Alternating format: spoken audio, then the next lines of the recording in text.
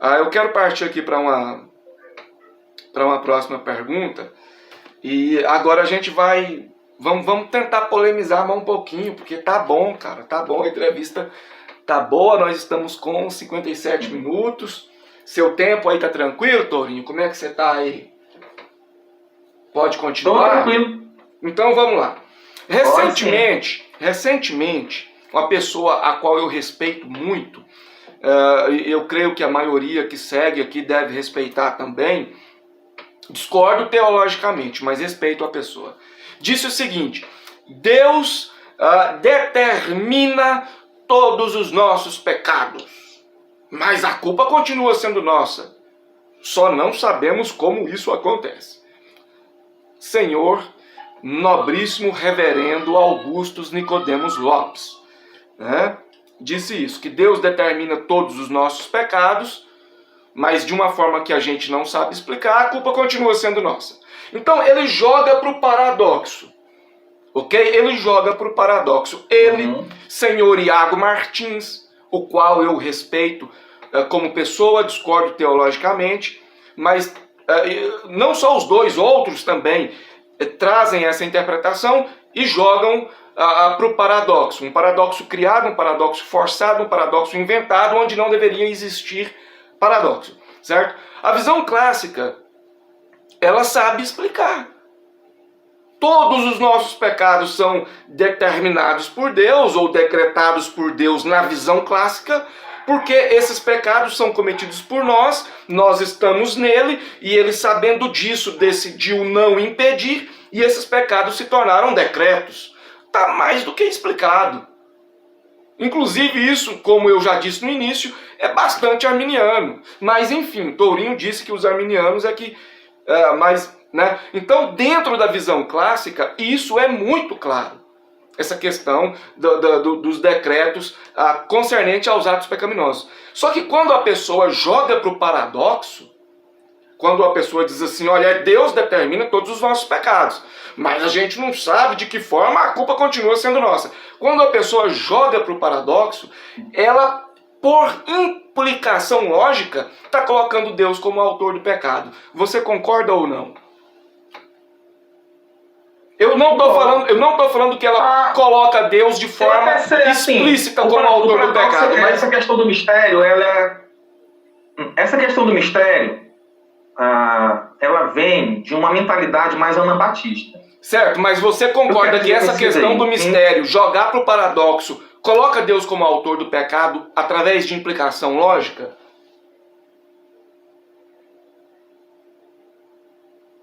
Eu não sei, vou dizer a verdade, porque o que esses homens eles tentam evitar é justamente essa consequência, né? Eu tô falando deles, né? Como eu não sou um calvinista moderno, não apelo para mistério, né? Então fica difícil responder por eles, né? Agora, no meu ver,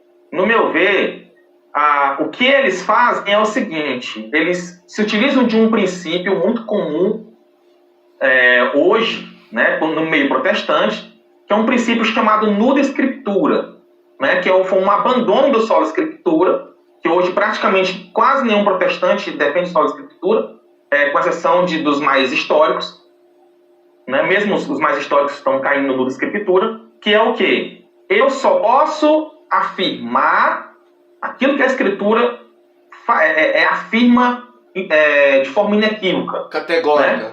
E eles entendem que a Escritura afirma um controle exaustivo de Deus sobre todas as coisas e também que o homem é totalmente livre. E eles dizem, olha, a Escritura não diz como isso acontece. Logo, eu também não vou dizer. Né? Tourinho, mas agora, a Escritura também não diz que Deus determina todos os pecados de forma causal. Calma, perdão, eu te interrompi. Pode continuar seu raciocínio, depois eu falo. Perdão. Agora, os calvinistas clássicos entendem que a teologia, ela existe também para nos dar respostas que nós não achamos claramente nas Escrituras, né? Tem muitos dos dogmas da história da igreja, eles não são achados claramente nas Escrituras, eles são deduzidos da Escritura através de um raciocínio lógico. Você pega um versículo aqui, outro aqui, outro aqui, e você constrói uma ideia. Então não é só aquilo que é extraído diretamente do texto, mas aquilo que também é extraído indiretamente do texto. Né? Certo. Então, os calvinistas clássicos, com relação a isso daí, nós não temos dificuldades, né? Mas esses homens, eles, por exemplo, a grande maioria, eles são anti-aristotélicos, por exemplo, né? Sendo que a confissão de fé de Westminster é totalmente aristotélica. Então,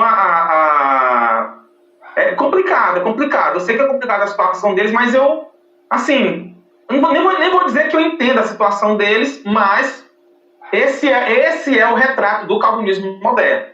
Quando ele não vai para o lado de dizer que Deus é o autor do pecado mesmo, ele vai apelar para o mistério, né? Esse é o retrato do calvinismo moderno. Tourinho, mas veja bem, eu estou fazendo as perguntas, você que está assistindo a entrevista, eu estou fazendo as perguntas, Tourinho está dando as respostas, às vezes eu deixo uma réplica, ele deixa uma tréplica, enfim.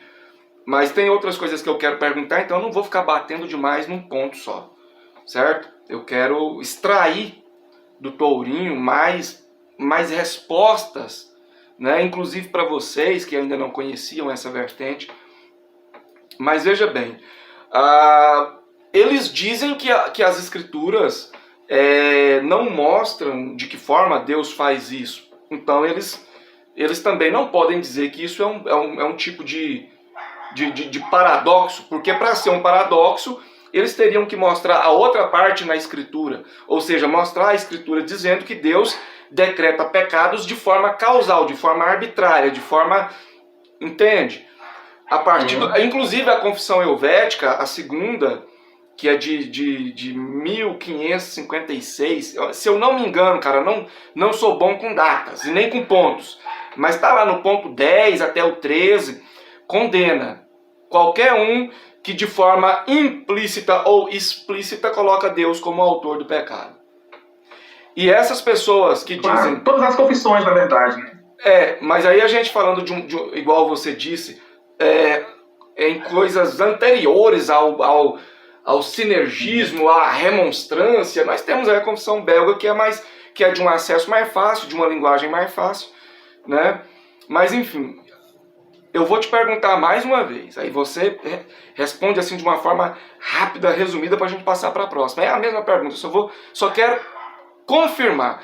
Na sua opinião, essas pessoas que dizem que Deus decreta o pecado de forma causal, determina todos os nossos pecados, mas de uma forma que a gente não sabe explicar, a culpa continua sendo nossa. Essas pessoas, pelo menos de forma implícita, estão colocando Deus como autor de pecado, sim ou não? Olha, se tomar sentença por sentença, eu acho que sim, mas não é essa a intenção deles, entendeu? Ok. Não é essa a intenção deles. A autoria do pecado em Deus.